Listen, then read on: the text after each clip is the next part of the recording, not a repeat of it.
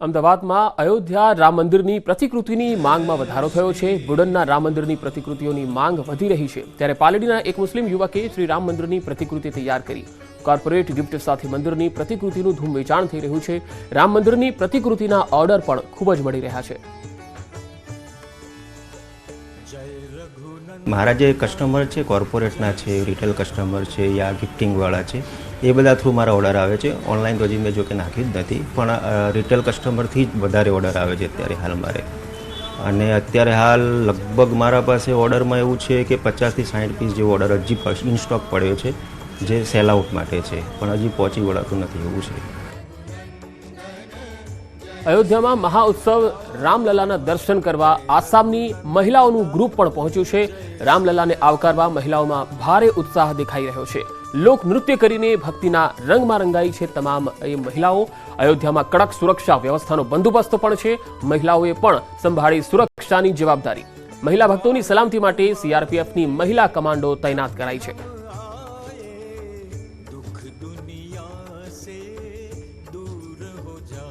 અયોધ્યામાં જ્યાં ભક્તોનો જમાવડો છે ત્યાં અહીંયા સિક્યુરિટીનો જે આખો જે વિભાગ છે તેમાં આપ જોઈ શકો છો કે હવે મહિલાઓએ પણ કમાન્ડ સંભાળી લીધી છે અને તેઓના હાથમાં જે આપણે કહીએ છીએ કે મહિલાઓ હાથમાં વેલણ જોવા મળે છે, પરંતુ અહીંયા ગન જોવા મળે છે અને ગન સાથે પણ અહીંયા મહિલાઓ જે છે સિક્યુરિટીમાં અત્યારે તૈનાત થઈ ગઈ છે। લગભગ 50 જેટલી મહિલા કમાન્ડો અહીંયા ઉપસ્થિત છે અને તેઓએ હવે આ બાગડોર સંભાળી લીધી છે, અને જેને લઈને એટલા માટે કારણ કે અહીંયા મોટી સંખ્યામાં મહિલાઓ ભક્તો પણ આવી રહ્યા છે, તેમને કોઈ અગવડ ન પડે, ક્યાંક ઝીઝક ના મહેસૂસ કરે, તેને લઈને હવે મહિલાઓ અહીંયા ઉપસ્થિત છે। અને આપ જોઈ શકો છો કે સવારથી જ હવે તો અહીંયા આ પોઈન્ટ તેમને આપવામાં આવ્યો છે। 50 જેટલી મહિલાઓ છે જેમને અલગ અલગ પોઈન્ટ પર તૈનાત કરવામાં આવી છે। આ લોકોની જે ટ્રેનિંગ હોય છે, હાથમાં ગન પણ છે, રાઇફલ્સ પણ છે, અને જે રીતે પુરુષો જે કામ કરી શકે છે, જે ડ્યુટી કરી શકે છે, એ જ પ્રકારની ડ્યુટી તેઓ પણ કરતા હોય છે। 1 વર્ષની ટ્રેનિંગ બાદ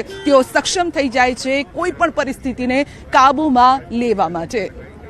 કેમેરામેન પ્રકાશ દેસાઈ સાથે સંધ્યા પંચાલ, ન્યૂઝ 18 ગુજરાતી, અયોધ્યા।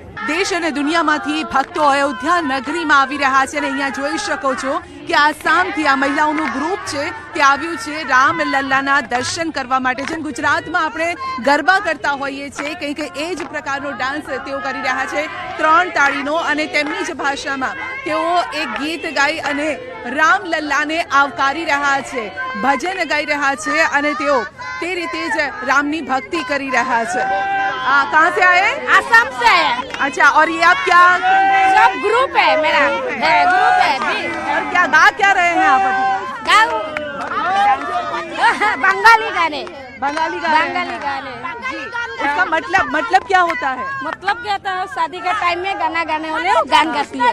राधा के साथ मिलन करने के लिए कुंजों के साथ ही गाना गा रही हूँ। हम लोग अपना कल्चर का है, बंगाली भाषा का। हाँ, जो श्री कृष्ण और राधा का साथ मिलन किया है, इस टाइम में कुंजों में जो आती है वो टाइम में राधा का साथ प्रेम लीला करती है, इसलिए वो गाना हम लोग गा रहे हैं, अपना कल्चर का गाना।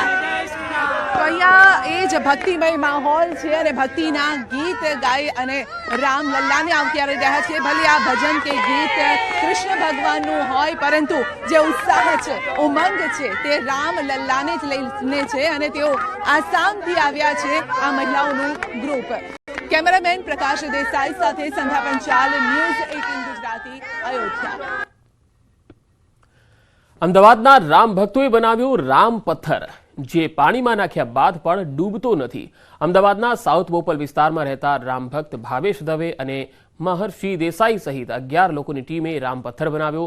ગુજરાતના અંબાજી મંદિર પાસેથી રામ પથ્થર માટે વિશેષ આરસ પહાણ જેવો પથ્થર શોધવામાં આવ્યો, ત્યારબાદ ટેકનિકથી આકાર આપવામાં આવ્યો।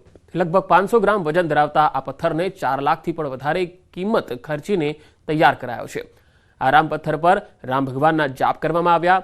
આગામી સમયમાં આ પથ્થર અમદાવાદથી અયોધ્યા જશે।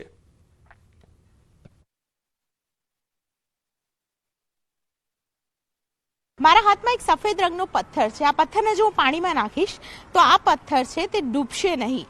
આ પથ્થરને હું પાણીમાં નાખવા જઈ રહી છું અને આપે જોયું આ પથ્થર છે તે ડૂબતો નથી, તરી રહ્યો છે। હજુ એકવાર પ્રયોગ કરીએ। પાણીમાં પથ્થર મેં નાખ્યો અને પથ્થર છે તે તરી રહ્યો છે, ડૂબતો નથી। આ પથ્થર તેને રામ પથ્થર નામ આપવામાં આવ્યું છે અને આ રામ પથ્થર બનાવનાર અમદાવાદના 2 રામ ભક્તો છે કે જેમણે આ પ્રકારે રામ પથ્થર બનાવ્યો છે. મારી સાથે ભાવેશ દવે અને મહર્ષિ દેસાઈ છે, તેમની સાથે વાત કરીશું. ભાવેશભાઈ, સૌથી પહેલા મને જણાવશો કે આ પથ્થરની ખાસિયત શું છે, કેમ આ પથ્થર જે ગમે તેટલે તમે પાણીમાં નાખો તે ડૂબતો નથી? જ્યારે રામની વાત આવી અને ગુજરાતમાંથી એટલે આપણે રામ જેવા અને લક્ષ્મણ જેવા એવા 2 વ્યક્તિઓ એટલે હું ક્યારે ના ભૂલી શકું જેમને આ ચુકાદો લાવ્યા છે એવા નરેન્દ્રભાઈ અને અમિતભાઈ ને હું ખુશ થઈ ગયો કે રામ ભક્ત બની ગયો. અને હું ભક્ત હતો ત્યારે હું શું કરું એટલે હું અને મારો ફ્રેન્ડ એટલે મહર્ષિ દેસાઈએ વિચાર કર્યો કે એવું તો આપણે શું કરીએ કે આપણે લોકો સુધી પહોંચી શકીએ ને લોકોની આસ્થા જે રામાયણમાં વાંચતો હતો હું પણ વાંચતો હતો ને લોકોએ પણ વાંચેલું છે ત્યારે એ પથ્થર એક હતો કે જે રામના નામે તરી ગયો હતો. તો અમારો વિષય આ નથી પણ વિષય બનાવવામાં આવ્યો. 2023ની અંદર અમે વિચાર કર્યો કે આપણે શું બનાવીએ, પથ્થર બનાવીએ. તો પથ્થર વિશે તો કંઈ જ્ઞાન હતું નહીં એટલે MP ગયા, રાજસ્થાન ગયા, ગોવા ગયા, જ્યાં જે વ્યક્તિએ કીધું ત્યાં ગયા, પથ્થર લાયા પણ કોઈ તરે નહીં. તો આવો તો પથ્થર ક્યાં મળશે? પથ્થરની જે ટેકનિક છે બનાવવાની તે તો આપની પાસેથી જાણીશ, પરંતુ આ રામ પથ્થર શોધવાની જે કવાયત જે ભાવેશભાઈએ કીધી, મને એ જણાવશો કે આ રામ પથ્થર હવે બની ગયો છે તેનું કરશો શું? અમે આ રામ પથ્થર દરેક ઘરે દરેક રામ ભક્તો સુધી પહોંચાડવા માંગીએ છીએ. આવનારા સમયમાં અમે અત્યારે આ સંશોધન કરીને એક પથ્થર ડેવલપ કર્યો છે જે રામ નામ પર તરી રહ્યો છે. ત્યારે અમે આને ભવિષ્યમાં પ્રોડક્શન કરી શકીએ અને પ્રોડક્શન વધારીને દરેક ઘરે મોકલી શકીએ એવી અમે કવાયત હાથ ધરીશું. એનું ડેવલપમેન્ટ પણ ચાલુ છે. ભાવેશ દવે અને ખાસ કરીને મહર્ષિ દેસાઈ જેમણે રામ પથ્થર વિશે વાત કરી, આવા રામ પથ્થર અનેક બનશે, અમદાવાદમાં તેનું પ્રોડક્શન થશે અને ઘર સુધી આ રામ પથ્થર છે તે પહોંચશે. ખાસ કરીને તેમણે કવાયત શરૂ કરી દીધી છે. આ પહેલો એવો રામ પથ્થર જે બનાવવામાં આવ્યો છે જેને અમદાવાદથી અયોધ્યા પણ આગામી દિવસમાં લઈ જવામાં આવશે. કેમેરા પર્સન અમિત શર્મા સાથે દીપિકા કુમાર, ન્યૂઝ 18 ગુજરાતી, અમદાવાદ. આગળ વધુ સમાચારો જોઈશું. હાલ રોકાઈશું એક બ્રેક માટે.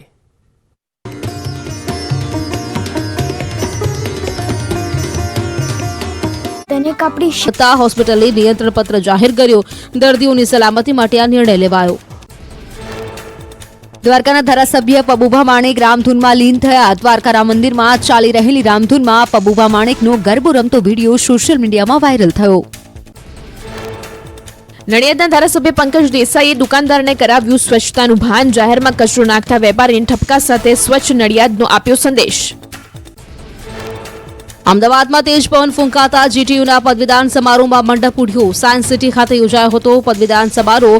વિજ્ઞાન ભવન બહાર તૈયાર કરેલા મંડપ ઉડ્યો. કાર્યક્રમ સમાપન બાદ મંડપ ઉડતા કોઈ જાનહાનિ નહીં. દમણના દરિયા કિનારે ટોપલેસ થઈને ફરતી યુવતીનો વિડીયો વાયરલ થયો. સસ્તી પ્રસિદ્ધિ મેળવવા યુવતી ભાન ભૂલી ફેમસ થવાની લાહેમાં અશોભનીય હરકતની રીલ બનાવીને વાયરલ કરી. મહીસાગરના ખાનપુરમાં એક સાથે 4 વાહનોની ટક્કર. નરોડા પાસે ST બસ, ટ્રક અને રિક્ષા સહિતના વાહનો અથડાતા 8 લોકોને ઈજા પહોંચી. પોલીસે પહોંચી ઇજાગ્રસ્તોને તાત્કાલિક હોસ્પિટલ ખસેડ્યા. મહેસાણામાં બેફામ ડમ્પરની અડફેટે નિવૃત્ત ASIનું મોત. કડીના પોલીસ સ્ટેશન નજીક સરદાર બાગ પાસે બન્યો હતો બનાવ. નિવૃત્ત ASI GRD કર્મીને બાઇક પર પોઈન્ટ પર મૂકવા જતા હતા. ડમ્પરે બાઇકને ટક્કર મારતા નિવૃત્ત ASIનું મોત. જેતપુરમાં રોડ ક્રોસ કરી રહેલા રાહદારીને બાઇક ચાલકે ટક્કર મારી. બાઇકની ટક્કરથી રાહદારી ઇજાગ્રસ્ત, જ્યારે બાઇક ચાલકનું ઘટના સ્થળે જ મોત થયું. પાટણના હારીજમાં રખડતા ઢોરે વધુ એક યુવાનનો જીવ લીધો. રસ્તા વચ્ચે ઢોર આડે આવતા બાઇક ચાલકને અકસ્માત નડ્યો. ઢોર સાથે બાઇક અથડાતા બાઇક ચાલકનું મોત થયું અને એક યુવકને ગંભીર ઇજા. પોરબંદર મધદરિયે મદદ માટે પહોંચ્યું ભારતીય કોસ્ટગાર્ડ. દરિયામાં ઇન્ડોનેશિયન મર્ચન્ટ શિપના ક્રૂ મેમ્બરની તબિયત લથડતા સારવાર અપાઈ. વધુ સારવાર માટે ક્રૂ મેમ્બરને વેરાવળ ખસેડાયા. આણંદના ઉમરેઠોડ ચોકડી પાસે ટ્રક ચાલકે બાઇક ચાલકને અડફેટે લીધો. બાઇક પર સવાર મહિલાનું ઘટના સ્થળે જ મોત થયું. લોકોના ટોળાએ ઉમરેઠ ટ્રાફિક પોલીસ પર રોષ ઠાલવ્યો. રાજકોટમાં 55 વર્ષીય વ્યક્તિને હાર્ટ એટેક આવ્યો. એસ્ટ્રોન ચોક પાસે ચાલુ કારમાં યુવકને હાર્ટ એટેક આવ્યો. સ્થાનિકોએ યુવકને સારવાર માટે હોસ્પિટલ ખસેડ્યો. ઝઘડિયાના વડિયા ગામ નજીક ટ્રેક્ટરે પલટી મારી ટ્રેક્ટર પલટતા 3 લોકોના મોત અને 12થી વધુ લોકો ઘાયલ. ઇજાગ્રસ્તોને સારવાર માટે હોસ્પિટલ ખસેડાયા. ધાર્મિક પ્રવાસે જઈ રહેલા ભક્તોને નડ્યો અકસ્માત. વડોદરાના પાલિકા તંત્રની વધુ એક શરમજનક કરતૂત સામે આવી. બોટ દુર્ઘટનામાં 14 માસૂમોના ભોગ લેવાયા, પરંતુ તંત્રને નથી કોઈ અસર. પાલિકાની મુખ્ય કચેરી અને મેયરની ઓફિસોમાં થઈ રહ્યું છે રંગરોગાન. વડોદરાના હરણી બોટ દુર્ઘટના પ્રકરણમાં તપાસનો ધમધમાટ. ન્યૂ સનરાઈઝ સ્કૂલ અચોક્કસ મુદત માટે બંધ કરાઈ. સ્કૂલ મેનેજિંગ ડાયરેક્ટરે નિર્ણય લીધો. વાલીઓએ સ્કૂલ સામે કાર્યવાહીની માંગ કરી. વડોદરાના હરણી બોટ દુર્ઘટનામાં ઝડપથી સહાય ચૂકવવા આદેશ. પીએમ મોદીના આદેશ બાદ કલેક્ટરે બેઠક બોલાવી ઝડપથી સહાય ચૂકવવાની કામગીરી શરૂ. દુર્ઘટના બાદ વડોદરા મનપા એક્શન મોડમાં. વડોદરા જિલ્લામાં ચાલતી તમામ રાઇડો વોટર એક્ટિવિટી બંધ કરવા આદેશ. કોટિયા પ્રોજેક્ટ નિષ્કાળજીને લઈને કોન્ટ્રાક્ટ રદ કરાયો. બોટ દુર્ઘટના કેસમાં પોલીસની ભીંસ વધતા આરોપીઓ ભૂગર્ભમાં ઉતર્યા. કંપનીના કેટલાક ભાગીદારો ગુજરાત બહાર ભાગ્યા હોવાની પોલીસને શંકા. ક્રાઇમ બ્રાન્ચની ટીમોને ગુજરાત બહાર રવાના કરાઈ. બોટકાંડમાં ધરપકડથી બચવા અને રાજ્યોમાં આશરો લેવાની કોશિશ. આરોપીઓને કોઈપણ ભોગે ઝડપી પાડવા પોલીસે ચક્ર ગતિમાન કર્યા. અન્ય રાજ્યોની પોલીસની પણ મદદ લેવાશે. વડોદરાની દુર્ઘટનામાં પોલીસે પરેશ શાહ અને નિલેશ જૈનને આરોપી બનાવ્યા. પરેશ શાહના પુત્ર, પુત્રી અને પત્નીને પણ આરોપી બનાવાયા. પરેશ શાહની હરણી લેક ઝોન દુર્ઘટનામાં હતી મુખ્ય ભૂમિકા. હરણી લેક ઝોનમાં બોટિંગની ટિકિટ વેચાણની પરેશ શાહ, નિલેશ જૈનને અપાતી માહિતી. સ્ટાફ આવકનું તમામ રિપોર્ટિંગ બંને કોન્ટ્રાક્ટરોને કરતા. નિલેશ જૈનની ડોલ્ફિન કંપનીને અપાયો હતો પેટા કોન્ટ્રાક્ટ. દુર્ઘટનાના આરોપી નયન પાસે બોટ ચલાવવાની ન હતી તાલીમ. કમિશનરના જણાવ્યા મુજબ હેલ્પરને પણ સ્વિમિંગ ન આવડતું હોવાનો ખુલાસો. ગઈકાલે પકડાયેલા આરોપીઓના મોબાઈલની પણ તપાસ કરાઈ. પોલીસે પાસપોર્ટ ઓફિસની મદદ લઈ આરોપીઓ સામે લુકઆઉટ નોટિસ કાઢી. કેસમાં સ્પેશિયલ પબ્લિક પ્રોસિક્યુટર પણ નિમવાનું કમિશનરે જણાવ્યું. બેદરકારીના પુરાવા